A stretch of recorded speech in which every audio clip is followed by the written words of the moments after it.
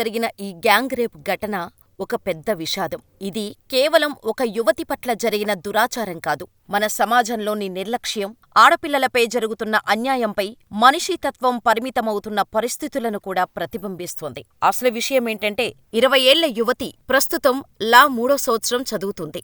ఆడుతూ పాడుతూ లాయర్ చదువును కొనసాగిస్తున్న ఆమెకు కొన్ని నెలల క్రితం తన క్లాస్మేట్ అయిన వంశీతో పరిచయమైంది. అతని మాటలు బాగా నచ్చాయి. ఒకరికొకరు బాగా దగ్గరయ్యారు. మొదట ఫ్రెండ్షిప్ లాగానే మొదలైన వీరి మధ్య గ్యాప్ తగ్గుతున్న కొద్దీ స్నేహం కాస్త ప్రేమగా మారింది. ఆగస్టు 10న వంశీతో కలిసి ఆ యువతి కంబాలకొండకు వెళ్ళింది. అదే అదునుగా భావించిన వంశీ ఎవరూ లేని సమయం చూసుకొని బలవంతంగా ఆమెపై దాడి చేయటానికి ప్రయత్నించాడు. కాని ఏదోలా ఆ దాడి నుంచి తప్పించుకుంది.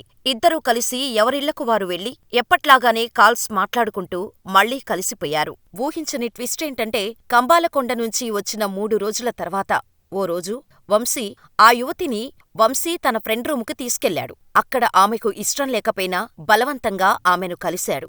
ఈ తతంగం మొత్తాన్ని వంశీ ఫ్రెండ్స్ ఆనంద్, రాజేష్, జగదీషులు సీక్రెట్ గా వీడియోలు తీశారు. ఆ తర్వాత ఆ వీడియో చూపించి బాధిత యువతిని బెదిరించారు. ఆ తర్వాత ఒక్కొక్కరుగా ఆ యువతిని లొంగతీసుకొని అత్యాచారానికి పాల్పడ్డారు. విచిత్రమేంటంటే నిందితుల్లో 3 కూడా ఆమెతో పాటు లా చదివేవారే.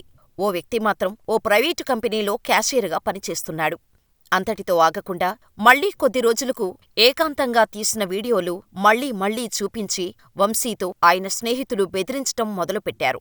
ఆ తర్వాత మరోసారి తొట్లకొండలోని చెట్ల పొదల్లోకి తీసుకువెళ్లి యువతిని మరోసారి అత్యాచారం చేశారు. వాళ్ల వేధింపులను 2 నెలలుగా భరించిన యువతి కంప్లైంట్ ఇవ్వటానికి సిద్ధమైంది. మరోసారి ఆలోచించి విషయం బయటకు తెలిస్తే పరువు పోతుందని భావించి జరిగిన విషయాన్ని ఇంట్లో చెప్పలేక అటు తనలో తాను కుమిలిపోయింది. ఇక ఈ వేధింపులు భరించటం కంటే చావడమే పరిష్కారమని భావించింది. అంతే, ఈ నెల 18న ఇంట్లో ఎవరూ లేని సమయం చూసుకొని ఆత్మహత్యాయత్నానికి ప్రయత్నించింది. అదే సమయానికి ఇంటికొచ్చిన యువతి తండ్రి ఆమెను రక్షించటంలో గ్యాంగ్ రేప్ వ్యవహారం వెలుగులోకి వచ్చింది. వెంటనే యువతిని తీసుకొని ఆమె పేరెంట్స్ 2 టౌన్ పోలీసులకు ఫిర్యాదు చేశారు. రంగంలోకి దిగిన పోలీసులు అత్యాచారానికి పాల్పడిన 3 లా విద్యార్థులతో పాటు మరో వ్యక్తిని అరెస్ట్ చేశారు. దీనిపై ఇంకా లోతుగా దర్యాప్తు చేస్తున్నారు పోలీసులు.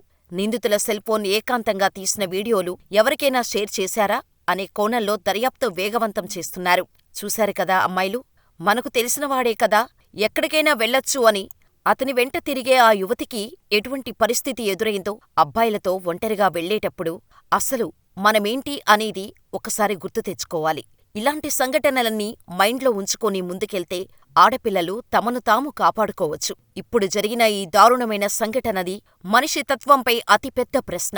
సమాజం ఎంత ఆధునికంగా మారిపోతున్నప్పటికీ ఆడపిల్లలపై జరుగుతున్న అన్యాయాలు అతి దురదృష్టకరమైనవి. ఈ యువతి పరిస్థితి మనందరినీ తలుచుకునేలా చేసింది. ఆమెను బాధించిన వారు శిక్ష అనుభవించాలని మనస్ఫూర్తిగా కోరుకుందాం.